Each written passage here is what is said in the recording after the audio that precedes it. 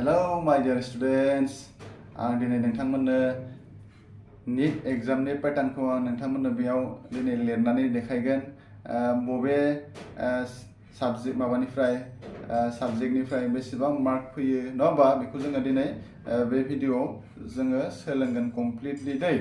बेनि एग्जाम डिउरेशना बेसेबां टाइमा आरो बेयाव बेसेबांसो मार्क मोनोबा नोङो क्वालिफाइड जागोन नोङो बेसेबां मार्क मोनोबा मेडिकल कलेजफोराव फरायनो मोनगोन जोङो बेखौ बेयाव नायगोन दै फरायसाफोर दायो जोङो नायनोसै NEET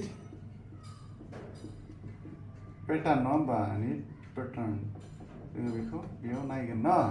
फरायसाफोर फार्स्टआव जोङो साबजेक्टखौ लिरना लानोसै नङा होमबा फार्स्टआव जोङो फिजिक्सखौ लिरदो फिजिक्स बिनि उनाव मा जोङो केमिस्ट्रि नङा होमबा बेनि उनाव केमिस्ट्रि दोङो आरो मा मोनगोन बाय'ल'जि न फरायसाफोर बाय'ल'जियाव मोननै पार्ट थायो नङा होमबा नाम्बार 1 मा दोङो जोंहा बटानि दोङो बेनि नाम्बार 2 मा दोङो जुल'जि नङा होमबा जुल'जि दोङो दै बेयाव जोंहा सेक्शन ए आरो सेक्शन बी थायो सेक्शन ए सेक्शन बी नै ए सेक्शन बी सेक्शन बेयाव मोनगोन जोङो ए सेक्शन बेयाव मोनगोन जोङो बी सेक्शन आरो बेयावबो A section B section A section बेयावबो बी सेक्शन जोंहा बेनि मार्कखौ नायनोसै नङा होमबा बेसेबां मार्क बेसेबां कुइसनफोरा बेसेबां फैयो बेनि कुइसनफोरखौ जोङो बेयाव नायनोसै दायो ना ए सेक्शनाव बेसेबां कुइसन थायो 35 कुइसन थागोन बी सेक्शनाव 15 कुइसन आरो केमिस्ट्रि ए सेक्शनाव 35 कुइसन बेयावबो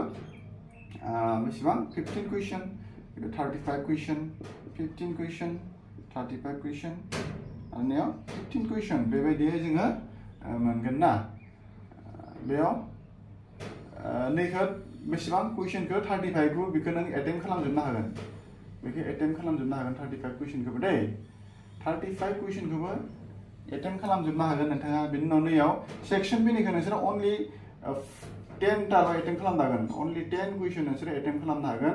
15 टा कुइसनखौबो नोंसोर एटेम्प्ट खालामनो हानाय नङा दै अनलि 10 कुइसन एटेम्प्ट खालामनो हागोन नैबेनिखौ नोङो 35 कुइसन एटेम्प्ट खालामनो हागोन एटेम्प्ट बेनि उनाव बेनिखौबो नोङो 10 टा कुइसन एटेम्प्ट खालामनो हागोन माने सेक्शन बिनिखौ गासैखौबो नोंसोर 10 टाल' एटेम्प्ट खालामनो हागोन 35 एटेम्प्ट खालामनो हागोन बेयाव 10 कुइसन एटेम्प्ट खालामनो हागोन 10 कुइसन एटेम्प्ट आरो बेयाव 35 कुइसन एटेम्प्ट खालामनो हागोन आरो बेयाव 10 कुइसन एटेम्प्ट खालामनो हागोन टोटेल जोङो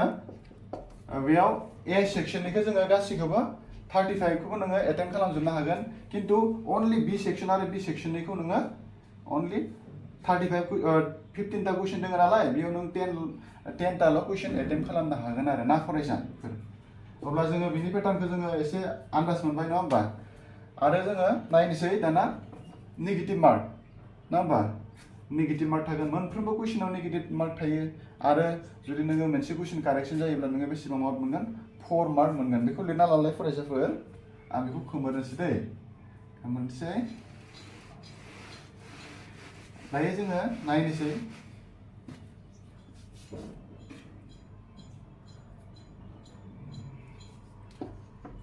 मार्क्सखौ नायनोसै नङा होमबा टोटेल मार्क्सआ बेसेबां टोटेल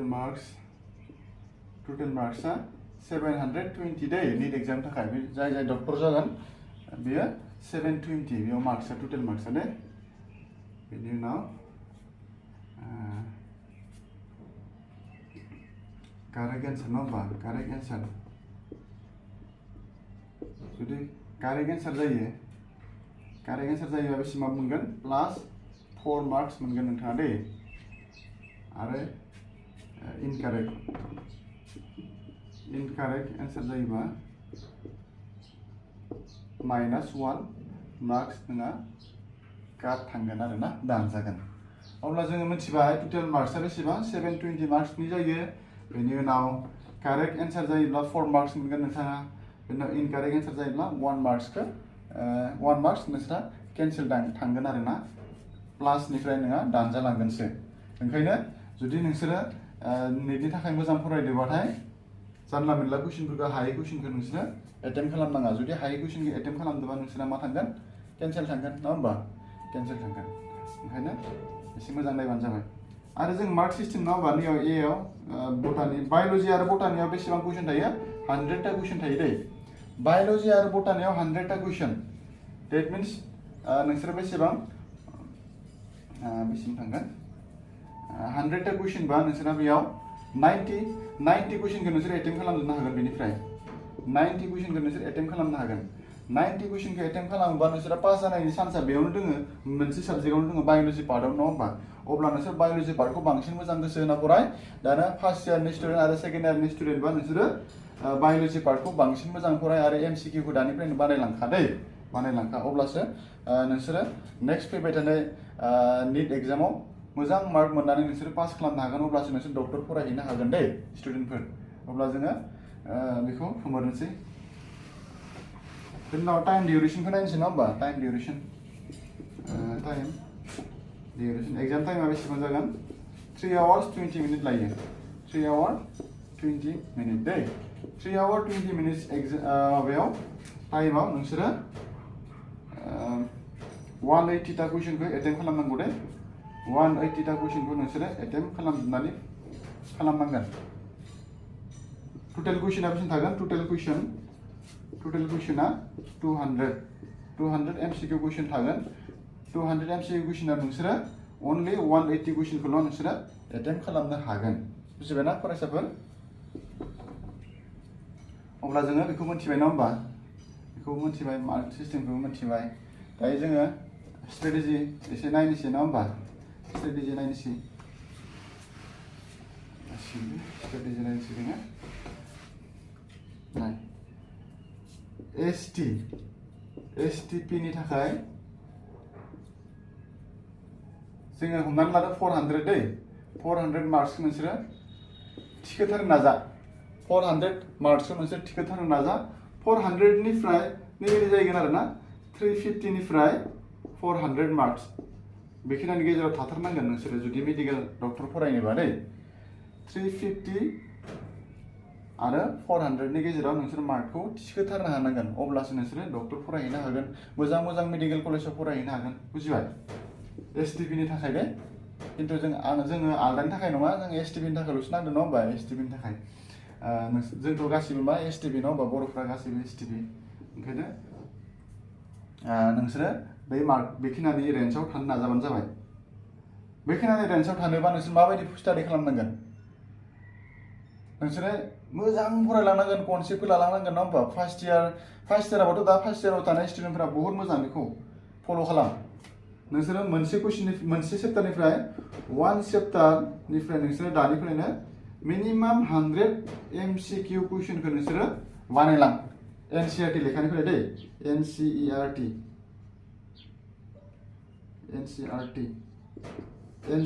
निफ्राय लेखाखौ नोंसोरो बानायलांबानो जाबाय दै NCERT निफ्राय नोंसोरो जुदि कुइसनफोरखौ सल्भ खालामलाङोना अब्लाना नोंसोरो आरामसे नैखिनानि रेन्जआव थाहैगोन मानो होनोबा गासिबो लेखाया फार्स्ट इयार कुइसना फार्स्ट इयार आरो सेकेन्ड इयारनिफ्रायनो फैखाजोबखायो बुजिबाय बेनि उनाव दायो नोंसोरनाव सिलेबासा थानांगोन सिलेबासखौ नोंसोर लाखिना दोननांगोन सिलेबासखौ लानानै नोंसोरो टेबोलाव बरिया सिथा होदो बबेनिफ्राय सिलेबासनिफ्राय बेसेबां मार्क फैयो नोंसोरो नायदो आरो प्रिभियास पेपारफोरखौ नोंसोर नायदो अब्लासो नोंसोरो मेडिकेलाव पास खालामजोबनो हागोन बुजिबाय जुदि नों सासे डक्टर जाथारनो गोसो दङब्ला सेकेन्ड इयारनि स्टुडेन्टफोरा दायो हाई सेकेन्डारिखौ पास जाखांबाय एग्जाम होखांनाय लोगो लोगोनो मोजां स्टाडि खालाम जुदि आरो बे खेबाव मोना नांथाबबाय था बोसोरसे जिरायनानै फरायस्ताबबाय था नेक्स्ट इयाराव नोङो आरामसे मोनगोन नेक्स्ट इयाराव मोनाबाबो आरो फरायबाय था बिदिनो सासे स्टुडेन्ट दङ नङा होमबा माबानि बियो गुजरातनिमोन बियो 6 years बे गेप थादों दै 6 years गेप थानानै बियो पुरा मेडिकेलनि थाखाय नांथाबगासिनो बियो 6 year स्ट्रागल खालामगासिनो लास्ट 6 year जाखांनायनि उनाव बियो बे एग्जामाव बियो क्लियार खालामदों नीट एग्जामखौ टप पजिशनाव बियो क्लियार खालामदों आरोना बे स्टुडेन्टआ अब्ला जोङो खेबसे खेबनैखौनो जोङो हायना थानाङा खेबसे खेबनैयावनो नांथाबबाय था अब्लानो जोङो NEET एग्जामखौ आरामसे क्लियार खालामनो हागोन बोसोरसे नङा बोसोरथाम नांबाय था नों डक्टर जाथारनो लुगैदोंबा नोङो आलदा डिग्रीफोरखौ नोङो एडमिसन लालाबायनाङा फरायबाय था अब्लानो नोङो आरामसे बेखौ क्लियार खालामनो हानाय जाहैगोन आरो ना नांथाबबाय थाबा गासिबो साक्सेस जायो दै बेखौ आं बुंबाय ओंखायनो जोङो दायो पेटार्नफोरखौ मोनथिजोब्बाय न बबेनिफ्राय बेसेबां मार्क फैगोन केमिस्ट्रि आरो फिजिक्सनिफ्राय 100टा कुइसन फैयो ना केमिस्ट्रि फिजिक्स नङा होमबा केमिस्ट्रि फिजिक्स बेनिफ्राय बेसेबां 50टा कुइसन बेनिफ्राय 50टा कुइसन बा 100 कुइसन फैगोन 100टा कुइसना नोंसोर बेसेबां एटेम्प्ट खालामनांगोन 90 नङा होमबा 90टा कुइसनखौ नोंसोर एटेम्प्ट खालामनो हायो 90टा कुइसना नोंसोर बेसेबां मिनिमाम 45टासो नोंसोर जुदि कारेक्सन खालामनो हायोबा बेसे मोनगोन 45 into 4 बेसे जायो 0 100 बेसे जायो 16 18 नङा होमबा 180 जायो 180 मार्कखौ नोंसोरो बेनिफ्राय थिखांनांगोन 180 आरो बेनिफ्राय 180 थिखोबा बेसे जायो बेनिफ्राय 180 बा 0 6 360 जायो हा 360 जायोबा मोनहैनायनि चान्स दङ नङा होमबा 360 बाबो एसे चान्स थायो खिन्थु बांद्राय चान्सबो गैया ओंखायनो नोंसोर 400 नि रेन्जआव थाथारनांगोन आरो ना 400